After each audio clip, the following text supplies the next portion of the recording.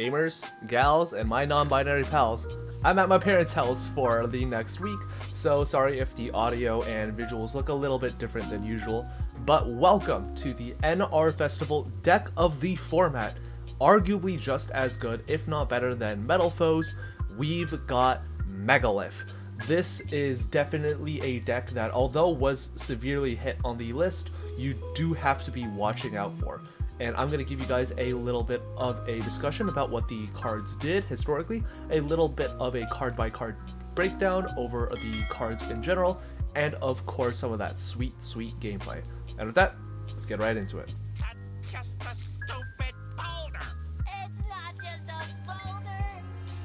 It's a rock. A rock. The Megaliths were a group of ritual monsters that actually had the promise of being good, and yes, this was an entire year before Drytron. The Megaliths all share a pretty interesting gimmick. You can use themselves, the monsters, as ritual spells. They all have different ways of going about this. The level 8s discard themselves to act as ritual spells, the level 4s allow you to ritual summon with them on the board and force you to use themselves as part of the material, and the secret level 2 functions as both. There's just one little problem that, although is technically specific to all ritual decks, hurts Megalith especially crucially: the Pebble ruling. So ritual monsters have a specific rule that if you are going to ritual summon a monster with tribute monsters combined levels to be higher or equal to the ritual monster, you cannot use all of the tributes if you already have equal or higher levels using, just part of your summoning materials. For example, if you were to special summon a level 6 monster, you cannot use a level 3 and a level 6 as tributes because the level 6 already fulfills the requirement. This may sound pretty obvious, but it's a very serious problem when it comes to the Megaliths. Now, if you've noticed in Megalith, the deck mainly consists of level 4s and level 8 monsters.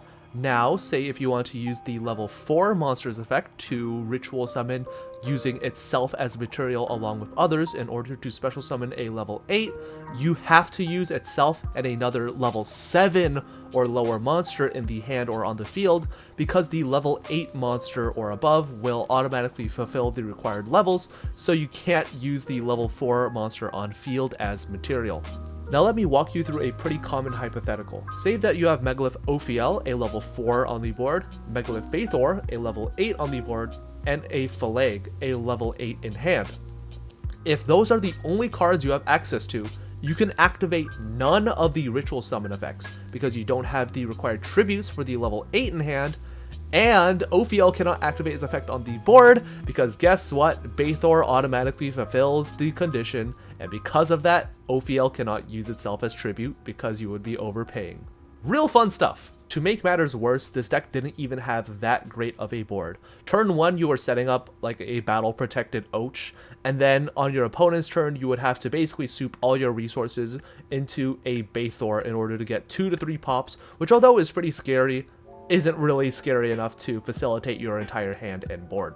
But fret not, citizen, this is where the secret level 2 in the deck comes in, Megalith Fool. You can ritual summon this card with a Megalith card. If this card is ritual summoned, you can target one ritual monster in your graveyard. This card's level becomes the level of that target. Then you can add that target to your hand.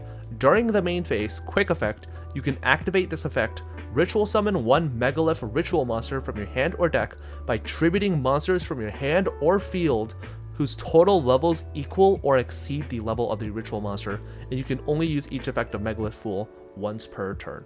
This card solved everything for the archetype. It gave it follow-up, recursion, extension, and most importantly, bypasses the stupid Pebble ruling, since it allowed you to use itself for the summon of basically whatever you wanted, since it would always usually be level 8. As a result, this group of rocks started seeing a ton of play in a bunch of other decks, such as in Drytron and in Adamancipator, until unfortunately Block Dragon was banned, and Drytron discovered that summoning an 8 Negate Herald was a way more cost-effective way of winning the game. However, most of these tools are fortunately available to us not only in Master Duel's ban list, but in the common charity N/R event ban list as well. Although this deck did see slight consistency hits, such as with the limiting of Fool and the semi-limiting of Bathor, this deck still definitely has rocks to stand on, and is without a doubt in my mind one of the most powerful, if not the most powerful deck within the entire NR format as a whole. So with that, let's get straight into the card by card. We're playing the Incantation Engine. We're playing 3 Incantation Pencil Plume in order to recur our Megaliths from grave. 1 Candle because it's terrible, and the only ritual spell we want to be searching is the Inception, which is why we're also playing only one of it. And Incantation Talismandra, who is amazing, being able to search any single ritual monster, most notably the Megaliths. Anyways, for our incantation spells, we're playing 1, who's the Incantation Inception. You could basically use this to ritual summon any of your monsters by tributing the incantations, and additionally, while it's a grave, you can add it back by sending an incantation from field to grave or hand to grave, special summon 1 from deck, apply that monster's effects, and you get to just recycle Inception. This card is actually amazing, but we only play it at 1 because it is super duper searchable. Speaking of searchers, we are playing 6 of them, 3 Senju of the 1,000 Hands and 3 Manju of the 10,000 Hands. Senju searches a ritual monster, Manju searches a ritual spell. They're both basically the same card because, again, our ritual monsters are our ritual spells, but Manju is just marginally better because we could technically search out Incantation Inception. For the Megaliths, we are playing 1 Megalith Fool, freshly limited, 2 Megalith Bathor, who is semi-limited, I don't really know why, 3 Ophiel, our monster searcher, 3 Hagif, our spell and trap searcher, Och, who's doing its best impression of a Megalith Fool, 3 Megalith Phalag as our big beater, and of course, onto the spells, 1 Megalith Portal, who is searchable off of the Hagif in order to really get our recursion grind game on. This card is absolutely incredible. The first time a ritual summon monsters would be destroyed by battle each turn, it is not destroyed, and if a Megalith monster is special summoned, you can target 1 ritual monster in your graveyard and add it to your hand. This is especially important when it comes to looping stuff such as Fool and your Bathor, especially knowing that these are limited and semi-limited respectively. Next, we're on the 3 Megalith Unformed. Activate one of these effects. All monsters your opponent controls lose 500 attack for each ritual monster on the field until the end of this turn. And ritual summon 1 Megalith monster from your deck in defense position by tributing monsters from your hand or field whose total level equal exactly twice its level. Yeah, this shit's pretty good. I don't think I have to explain why ritual summoning from the deck might be good. This is especially good for on your own turn, trying to go into an Ophiel or a Hagif to get that additional search by getting rid of like a dead Phalag or Bathor in hand. And for the end of the Megalith cards, we're playing 2 Emergence. You can target 1 Megalith monster in your graveyard, special summon it in defense position, but place it on the bottom of the deck when it leaves the field. Even if this card leaves the field, you can only use this effect of Megalith Emergence once per turn. This is not like Call of the Haunted. This is like True King's Return, and we all know how broken that shit is. Anyways, onto the more generic ritual stuff, we are playing 1 Demise Agent of Armageddon. This card's a little bit cope. Yeah, it's just like really cope. If it's ritual summoned, you can destroy a face-up monster on the field, and if it's sent to the graveyard, you can target a ritual monster you control. While it's face-up on your field, your opponent cannot activate cards or effects in response to the effect of your ritual monster's effects. This is neat for protecting stuff like from Fool, from stuff like Forbidden Chalice or like Full Metal Foes Fusion, or just like generic garbage like that. It's not good, but the pop effect does come up sometime, and it has a pretty neat level stat. Additionally, we're also playing the secret spice of the deck, 1 Lord of the Red. This deck has pretty easy access, making level 4 and 8 ritual monsters, and sometimes even level 12s if you want to stack hard enough, but Lord of the Red is definitely my pick of the litter. You can ritual summon this card with Red Eye's Transmigration, or you could just use Incantation Inception. Once per turn, when a card or effect is activated, you can target a monster on the field, destroy it. Once per turn, when a card or effect is activated, you can target the spell or trap on the field, destroy it. Yeah, that's like really good in a format where everything is advantage based. Activate a Metal Foe scale, nice scale bro, get popped. Activate Gold Gadget, nice gadget bro, get popped. Anyways, I don't think I really have to explain why having a big booty plus a repeated popper is good. But yeah, there's just so much that this card answers that it is just so worth playing. And onto the staples, we're playing 3 Mystical Space Typhoon and 2 Forbidden Chalice. If you want to play the 3rd Chalice, I would cut the Demise Agent of Armageddon or maybe one of the Emergence because it's searchable. But again, the staples are just kind of here just because they are incredibly powerful for going second in this format against stuff such as metal foes and etc. Onto the extra deck. We're playing one number 50 Black Ship of Corn. Did you know this card is a plant type? It's good for spot removal. Speaking of spot removal, we've got one number 70 Malevolent Sin. This is just good for closing out games or to getting to certain damage thresholds. One number 82 Heartland Draco, who also doubles as Draglubion material. Speaking of, we're playing 2 Draglubion and 2 Heart Earth Drago. This card is incredibly good. I don't think I have to explain why a card that says if your opponent cannot out this monster by anything that's not named battle, you basically just wipe their board and win the game. It is so incredibly nice. Next, we're playing one Pentastag because this deck OTKs like no other. One Track Black, who is pretty funny. I recently discovered this when I was talking to Mike, and you could target one monster you control this card points to. Each time it destroys an opponent's monster by battle this turn, draw one card. This is just kind of neat for generating advantage. You can also just link off the Track Black and some other random material into like a Draco Berserker if you really want to. 2 Cross Sheep because we are ritual summoning and Cross Sheep's ritual summon effect is absolutely broken. Draw 2 cards, then discard 2 cards. Yeah, drawing 2 cards, enough said. 1 Herald of the Mirage Light, who is super easy to make, assuming because again they're all the same type and whatever. And its graveyard effect is especially powerful because you are able to add 2 ritual monsters and or ritual spells of different names from your graveyard to your hand, which is especially good when you consider that this deck is a ritual deck and we always have access to fairies because for some godforsaken reason these guys are fairies. I don't know how these are fairies. Yeah, you're never gonna go into this guy a lot, but if you do, it's funny. 1 Geonator Transverser, the number 1 Link 2 of the format. Be sure to play around your zones. 1 Power Code Talker for OTKs, and 1 Berserker of the Tenyi for corner cases where you just need a big guy. And with that, let's get into the gameplay. So our match is going to be up against Dire on Gadget Raider. We've opened pretty well, but not too well. We don't really have a lot of Megalith names. We've just got a bunch of searchers. They're going to normal summon a silver, special summon a red, add a yellow, and then set 3 and pass. The classic Gadget Raider experience. They're going to pass it over to us, and we draw off the top, and Talismandra, which is pretty bad because we don't have a ritual monster. We're going to use the effect of Senju to try and search something out. They're going to chain Chalice, and we're in a little bit of a pickle. We really don't have enough resources to go for any really large Megalith pushes, so we're going to do something different. We're going to go Candle into Talismandra, and Talismandra is going to grab us Lord of the Red, who is incredibly powerful in this matchup, just being able to continually clear out our opponent's monsters where they really need 2 cards to pop off. We're going to activate Mystical Space Typhoon. They're going to activate MST targeting our Mystical Space Typhoon. We're going to chain Lord of the Red and target their other set card, and fortunately it's nothing too relevant, just another Mystical Space Typhoon.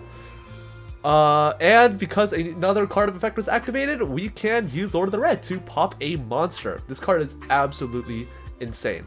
Lord of the Red is going to pop Silver Gadget, MST is going to resolve, Lord of the Red is going to pop the other MST, MST is going to fizzle, and the other MST is going to get destroyed. Silver will trigger, Gold Gadget will summon the Yellow Gadget in hand, they're going to add the Green Gadget, and we're just going to go straight to battle phase. Senju into Yellow, and Lord of the Red into the Red Gadget, main phase 2, and pass it over all the way to Dire. Not a really whole lot we could do there. They're going to top deck another Green Gadget, not really what you want to be seeing there. They're going to normal summon Green, activate the effect. We're just going to activate Lord of the Red immediately in order to keep them off any rank 4 shenanigans. They're going to go straight into battle phase and crash their own Gold Gadget, necessary since they do need the additional monster in order to get any rank 4 plays off. They're going to go Silver into Red. Red is going to grab Yellow, and Silver is going to hit over our Senju for 100.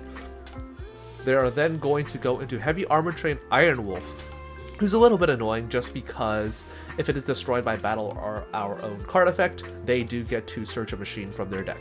We're going to use the effect of Incantation Inception. We're going to chain the Lord of the Red in order to destroy their Iron Wolf, since we're just going to be going for the OTK push here.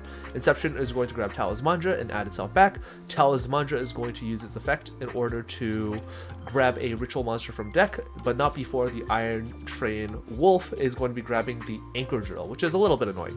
Talismandra is going to trigger. We're going to add Ophiel, and at this point we're just completely off to the races. We're going to Incantation Inception to bring out the Ophiel.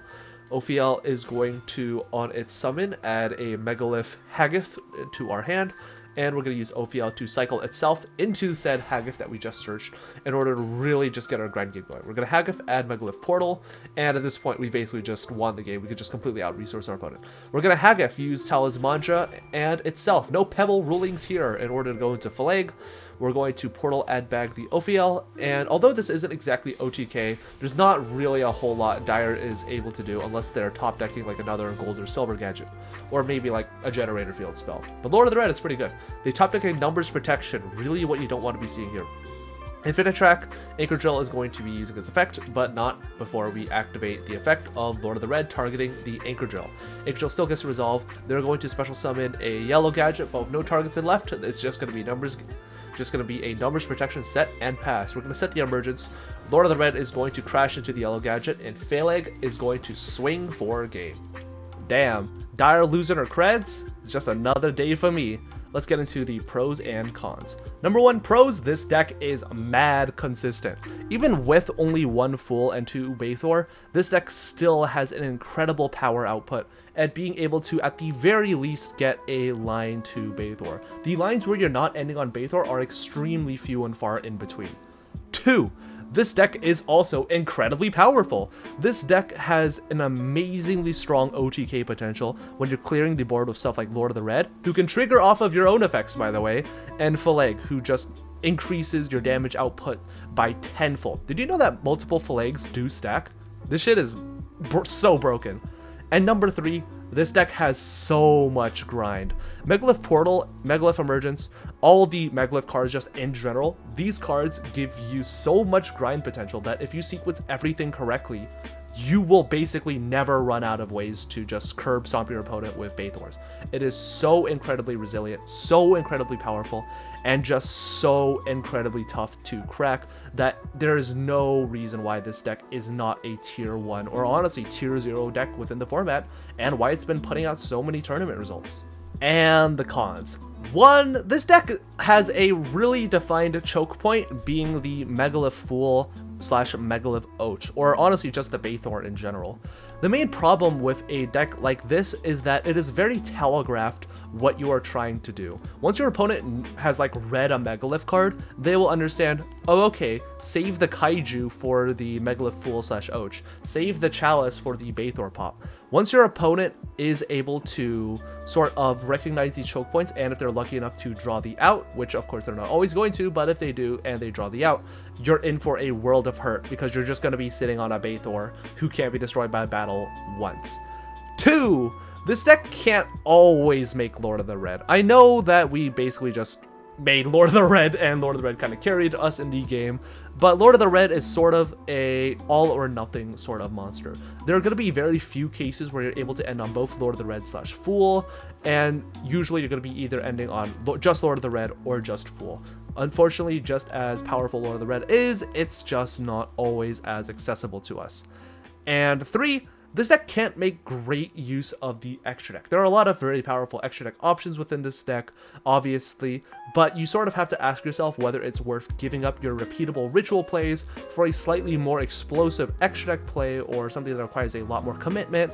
And if that gets broken, you're kind of in for a massive world of hurt because you're not going to be able to use stuff such as your Lord of the Red plays. You can't use your Megalith Fool / Och in order to go for Bathor pops.